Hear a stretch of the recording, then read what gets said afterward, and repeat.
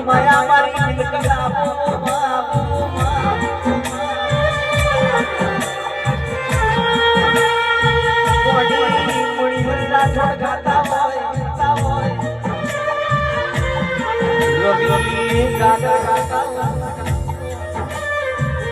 અમારું ગાયાનું ઘર બંધવા દે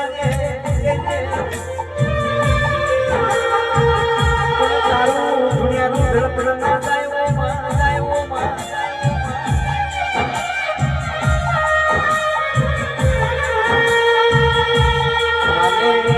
તારી ને મારી વસ્તી વાતો કરશે।